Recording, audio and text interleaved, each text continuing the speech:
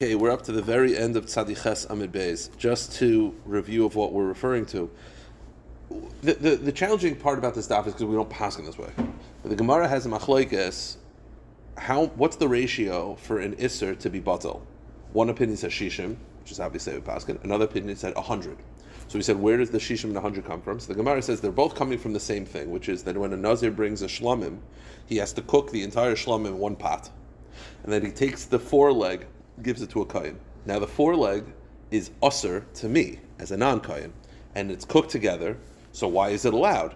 It must be it's batel. So the question is, what's the ratio of the foreleg to the rest of the ram? Well, it is mimbamino, but we'll put that aside. But the point is, it is mimbamino. We're applying this to kol terakula, min-eno-mino as well. And that's why Taisus, by the way, because of that point, says, how are we using this as the source for all isurim of chazer and chicken when this is min b'mino? And that's what Taisus says. This is not a real strong drasha. This is a Chazal just sort of found this as a remez, but this is not an actual makar. But anyway, not for now. The kitzer, you take the foreleg. So the shaila is, what's the ratio of the foreleg to the rest of the cow, the rest of the ram? If you count bone, it's shishim. If you just count meat, it's 100. That was the machlek. The problem the Gemara said, so we're learning out from this foreleg of the ram. The problem with the Gemara said yesterday, but there's a brisa. The brisa just says, Zehu davar ha'eter b'chlal iser. In other words, this is the exception. So the Gemara says, well, if it's the exception, then how am I learning from it? So yesterday we had the first approach, and now we're going to have two more approaches. In that, we could still learn out shishim or 100, but in a certain aspect, it's the exception. So says the Gemara, Rava says, tam ke'ikr.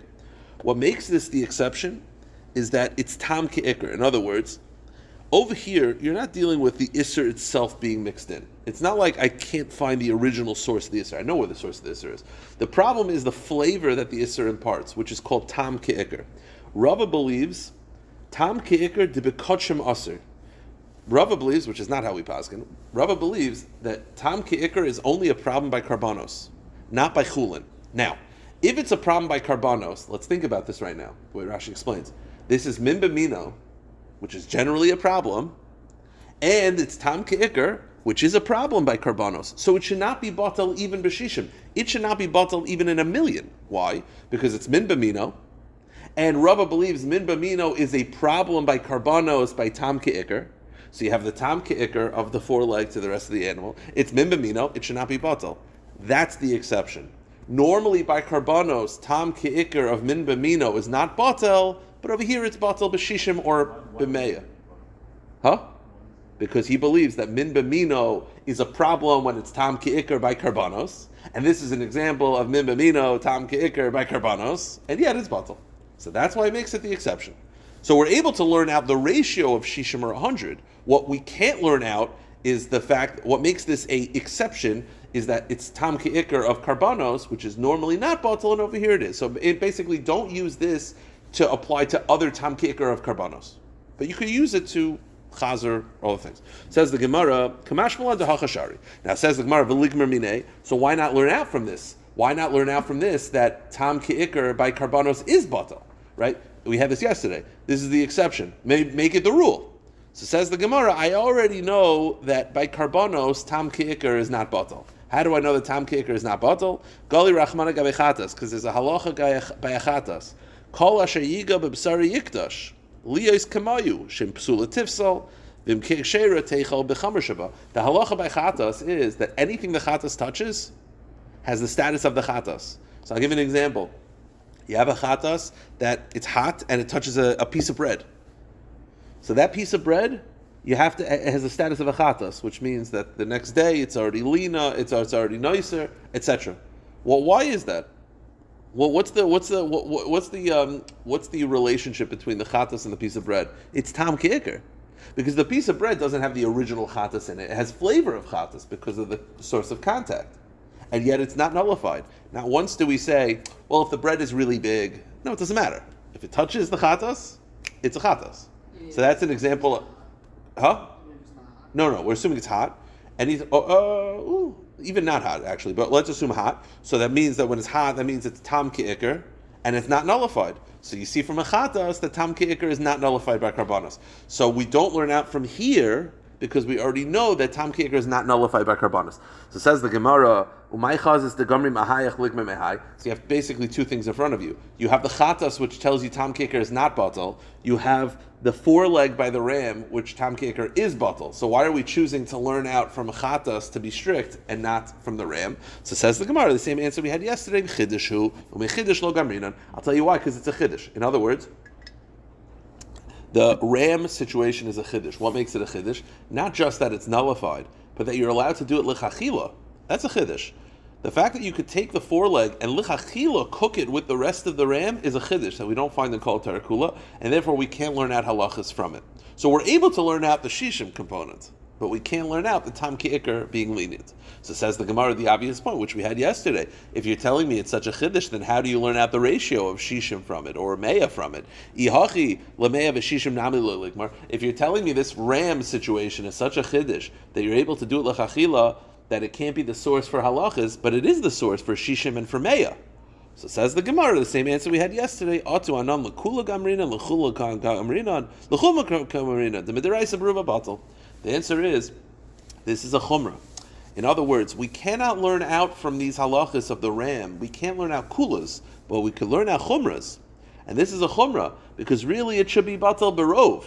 The fact that you need shishim is a chumrah. We're able to learn out chumras from this halacha, but not kulas. Why is that?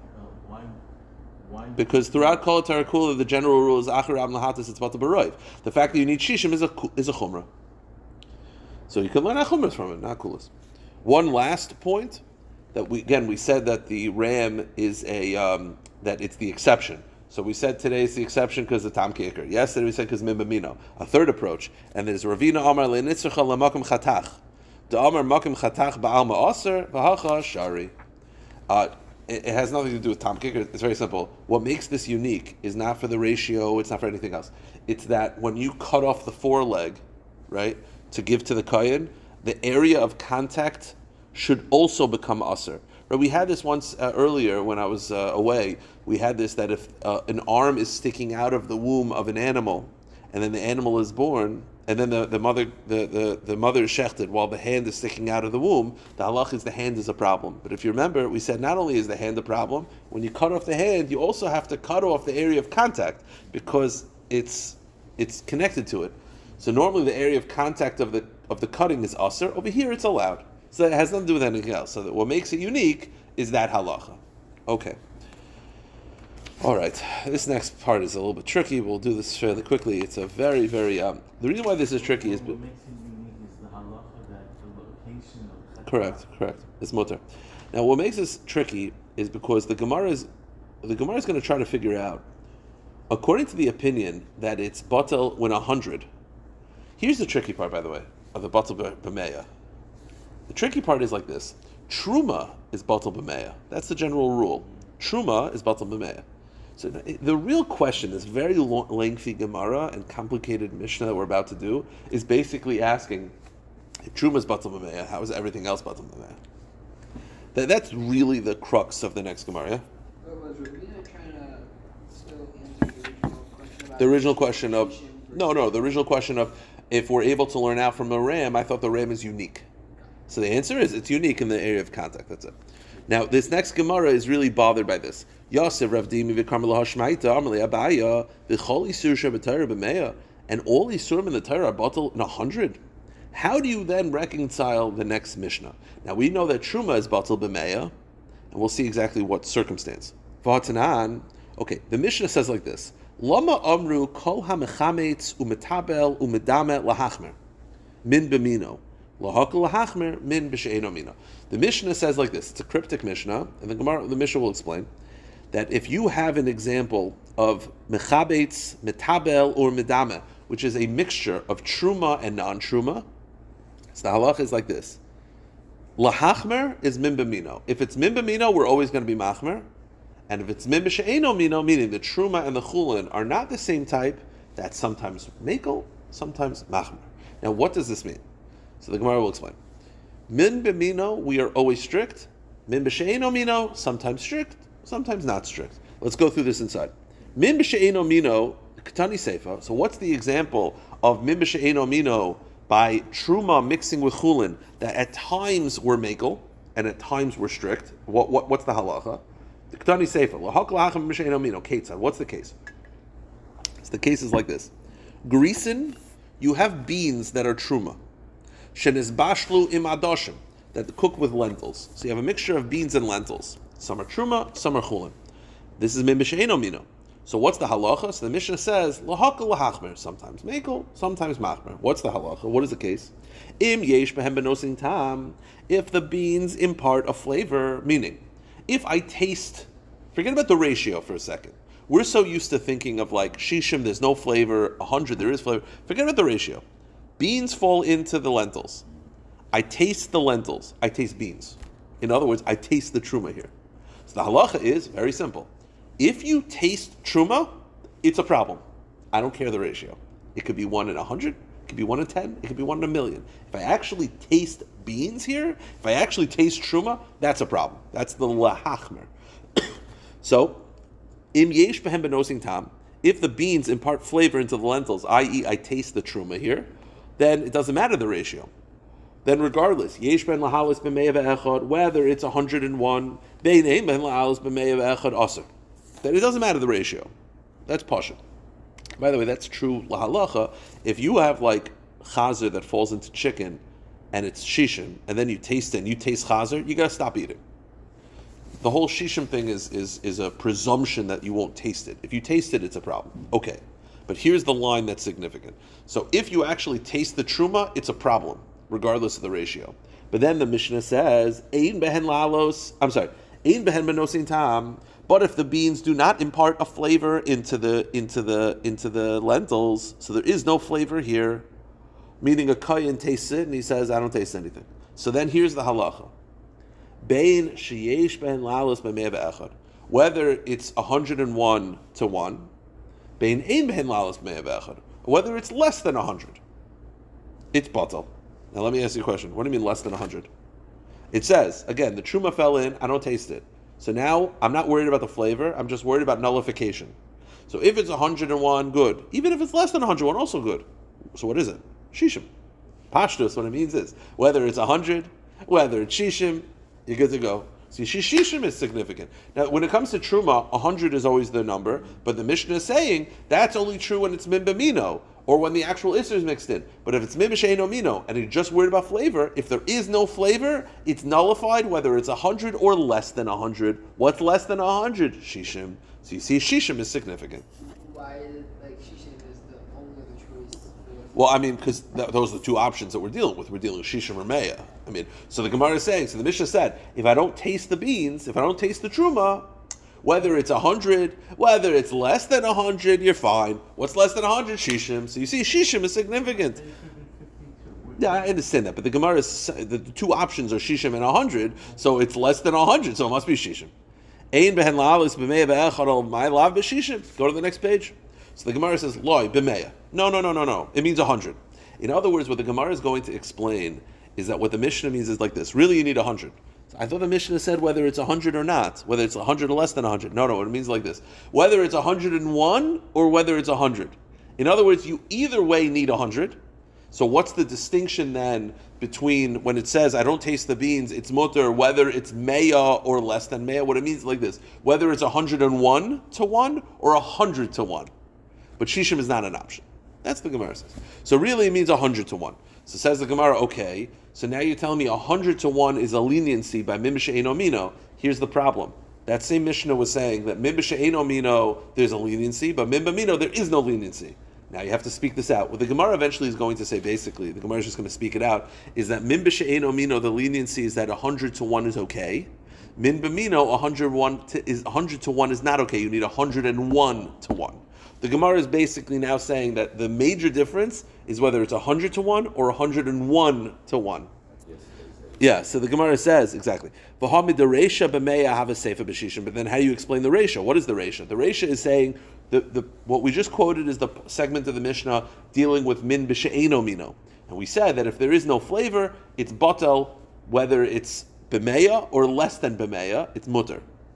Now we're saying b'meya or less than b'meya is still 100. The first part of the Mishnah is min b'mino. Says the Mishnah, the Knani Reisha lahachmer min b'mino, we're always going to be machmer. What's the case? Ketzad. Sa'ar shel chitim shenafel isas chitin. You have leaven of truma that falls into non-leaven but dough of chulin, so they're both the same. They're both dough. V'yesh b'ktei l'chametz. The halacha is like this: if there is flavor, then it's always going to be a problem. That we said. If there's flavor, it's going to be a problem. But let's say there is no flavor. So by min b'she'eino mino we're makel, even less than 100. But ein bo lahalos mei ve'echad ben sheyesh kadei l'chametz ben ein kadei l'chametz aser. But by min b'mino, even if there is no flavor, you still need 100. So in other words, the distinction between min b'mino and min b'she'eino mino is as follows. The distinction is there is no flavor. By min b'she'eino mino, it's mutter less than 100. By min b'mino, it's not. Now here's the thing though. If you're telling me that the only number is 100, then what is the difference? You see, if there's shishim, then this would be the distinction. Very simple. Min b'she'eino mino, no flavor is batal b'shishim. Min b'mino is batal b'meya. That's what I would understand. But now you're telling me no, the only number is 100. The only significant number is 100. So what's the difference in min b'mino and min b'she'eino mino? The only difference is I don't have flavor. If there's flavor, it's always going to be a problem. I don't taste the truma. By min b'mino, we're strict. By min b'she'eino mino, we're not strict. But what's the ratio? Again, if shishim came into play, then I would plug it in this way. I would say min b'mino not batal b'shishim, min b'she'eino mino batal b'shishim. Easy. But now you're telling me shishim's out. The only number is 100. So what's the difference between min b'mino and min b'she'eino mino? Oh, so the Gemara speaks out. The Gemara says the difference is 100 and 101. Lo reisha b'meya v'chad v'sefa b'meya. The difference is 100 to 101. In other words, min b'mino is only batal when it doesn't have flavor by 101 to 1, and min b'she'eino mino is batal 100 to 1. I don't understand the difference exactly. I don't know why, but that's the Gemara says. It seems like the ratio and the sefer is bringing the same conclusion of like we're differentiating between 100 and 101. Correct. According to this, according to this approach, the flow of the Mishnah is the only distinction between min b'mino and min b'she'eino mino is whether it's 100 or 101 to 1. But is there a sefer that the ratio doesn't have? No, according to this, the sefer would just be speaking out that by min b'eino mino and min b'mino, they're not the same. According to this, it's a flow. Again, the pashut shot of reading the Mishnah is much more simple, and that is there's shishim. Min b'mino is only batal 1 in 100 when there is no flavor. Min b'she'eino mino is batal b'shishim when there is no flavor. That's the simple way of reading the Mishnah. By the way, that's how we paskin. But now that you're telling me there's only an option of 100, so now the Mishnah is much more subtle. So the Gemara says, just one quick point. The one last point is that according to this, so you're telling me 100 is a problem, 101 is okay when there is no flavor. But if there is flavor, 101 is an issue. So the Gemara just has a question. If there's 101 parts, then why is that not mutter? Normally 101 is like, how is there still flavor in 101? So the Gemara responds, well, the difference is leaven is very strong. Meaning, normally it's batel in 1 in 101. But if taka has leaven is very strong, taka can impart flavor. In other words, the Gemara is just pointing out, you see from these sugyas, that while something is normally batal b'shishim or batal b'meya, if it's a very strong flavor, it's not going to be batal b'meya. And that's the flow of the Mishnah. Normally it's batal b'meya, but if it's a strong flavor, it's not going to be batal b'meya. You see from here, there are certain things that are very strong, like jalapeno is very, very strong, and it would not be batal b'meya. So the Gemara says, Amr lei, ad kartan mil sadam Rav Yosi Rav Chanina, you reminded me of something that I heard from Rav Yosi Rav Chanina. Loi kol shiurim shavim. Not everything is the same. Not everything is batal b'shishim. Sharit tzir shiur karv l'masayim.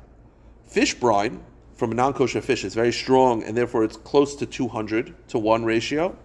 Ditanan, Dag Tamit Siri Aser, Vidaimer Revius Bimasayim. Rav Yehuda says it's batal a quarter lug in 2 saw, which is 1 to 192. Meaning that's the ratio. In other words, while generally something's batal b'shishim, there are certain foods that are so potent that it's taka batal, you need a larger ratio to get bittul.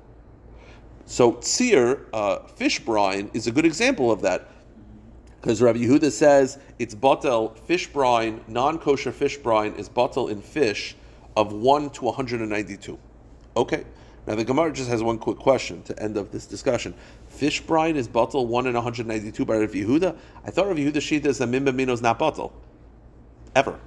fish brine and fish, isn't that min b'mino? So says the Gemara, Amar Rabbi Yehuda min b'mino lo batel. The answer, Shani tzir d'zeh ba'alma. Fish brine is not the essence of the fish. It's considered the sweat of the fish. In other words, it's not min b'mino. Fish brine is not the exact same thing as fish. It's considered min b'she'eno mino with fish. Okay. Defining min b'mino, min b'she'eno mino is tricky. This is one of the Gemaras that comes into this. All right, let's just finish up the daf. We said in the Mishnah that if you cook a gid anosha with the rest of the thigh, it's we look for flavor. They taste the same. So we say we look at the meat as if it was, and the gid anosha as if it was a piece of meat cooked in turnips. Says the Gemara, Amar Rabbi bebaser berashi lifses. It's specifically meat in the turnip tops. Apparently the turnip tops are a little bit stronger, so it adds a little bit of a dimension. So it's not a mild turnip, it's a strong turnip. You look at the meat, the gid anosha to the rest of the meat, we look at it as if it was meat that was non-kosher cooked in turnip tops. And then you figure out what the ratio would be. Again, we go with shishim, but in the times of the Gemara, they didn't go with shishim. They went with flavor. So you figure out what would be the ratio of meat in turnip tops. How much turnip tops have to cook with the meat where you no longer taste the meat? Okay. Masisa, now our Mishnah said though, by gid anosha, it imparts flavor. And because they taste the same, we have to then evaluate, well, what would meat and turnip tops? In other words, gid anosha imparts flavor. That's clear from our Mishnah. Masnis and Delokai Tana, but our Mishnah is not like the following. Tanya, the Tana, Rav Shmuel ben Asher Recham Megreka, the Tanya, Rav Shmuel ben Asher Recham Omer, Ein Begidim Menaisin Tam. He says actually gid anosha does not have any flavor of its own. It's Bata Barov. Our Mishnah obviously does not follow that way, because our Mishnah believes that it does impart flavor. What's the ratio? Okay, shishim, whatever, 100, whatever the cheshbon is. Rav Yishmael ben Aisha Recham Megreka disagrees. He says no, gid anosha has no flavor on its own. It's Bata Barov. Okay. Just to finish up, who does the kamid Rav Chanina? There was a person who came before Rav Chanina with I guess he looks at it as sinews on their own don't have flavor. He just looks at it. He says it's a sinew. It's a nerve, whatever. It doesn't have flavor of its own, I guess, or not enough. Yeah, pashtus. It seems to be a machlokas and mitzias, unless he says no. They both recognize that there is a little bit of flavor that comes off it, but he says it's not flavor of its own. It must be flavor that it got from kosher meat around it. So the Gemara just says the following story. We'll end with this. There was a person who came in front of Chanina, and he had a gid hanasha that was cooked with food. So again, it's the fundamental shayla, as does a gid hanasha give off flavor? Hava Yosef Rav Yehuda ben Zvina abava. So okay, Rav Chanina is inside the house. Rav Yehuda bar Zvina is sitting by the door. Someone knocks on the door to speak to Rav Chanina and ask him about this gid anosha. He goes inside, asks Rav Chanina, and then comes out. Rav Yehuda bar Zvina is by the door. Rav Yehuda bar Zvina asks the guy, what did Rav Chanina say? Is the gid anosha, does it impart flavor or not? So Amar le Shariya nile. He said it's mutter. Okay. So Rav Yehuda bar Zvina hears this and he says, oh, so Rav Chanina was mata the gid anosha, meaning mata the food cooked with gid anosha, doesn't give off flavor. Amar le hadar ay lekame. Rav Yehuda bar Zvina says to the guy, bring it back and ask again. Meaning, make sure he understands that, like, what the case is. In other words, Rav Yehuda bar Zvina was questioning why Rav Chanina would paskin that gid anosha does not impart flavor. So when he said that Rav Chanina, when he heard that Rav Chanina was mekel, he said basically go inside and explain the shayla again. Make sure he understood the shayla. So the guy goes back in. Rav Chanina understands that the guy's going back in because it's clearly a Rav outside who's questioning the original psak. Omar, man hayde who's outside giving me a hard time? Tell him, he told the guy, go outside, whoever's by the door, which is Rav Yehuda bar Zvina, go tell the person by the door, gid anosha does not impart flavor. Meaning, I understand the psak, this is not a mistake. Tell him, gid anosha does not impart flavor. And that's how we pass it. One just last maisa, kiyas l'kamid Ravami. A similar case, a person came before Ravami with food cooked with the gid anosha. Mishad l'kamid Rav Yitzchak bar Cholov. So he sent the shayla to Rav Yitzchak bar Cholov. The moirib alahater mishum Rav Yishum and Levi. Because Rav Yitzchak bar Cholov passes like Rav Yishum and Levi that gid anosha does not impart flavor. V'leilo isfirle. But he himself doesn't pass. In other words, it's like this. You come to me and you ask me a shayla. I personally hold it's a problem, but I know that Mr. Lorch is mekel. So I say, go to ask Mr. Lorch. So he tells go ask him because Rav Yitzchak ben Cholov paskins that ein begidim and osin tam, so he knew send the shaila to him. And the hilchasa, and how do we paskin to sum up the shaila? Ein begidim and osin tam. Ginanosha does not impart flavor. All right, we'll stop here. All right, shkach guys. When we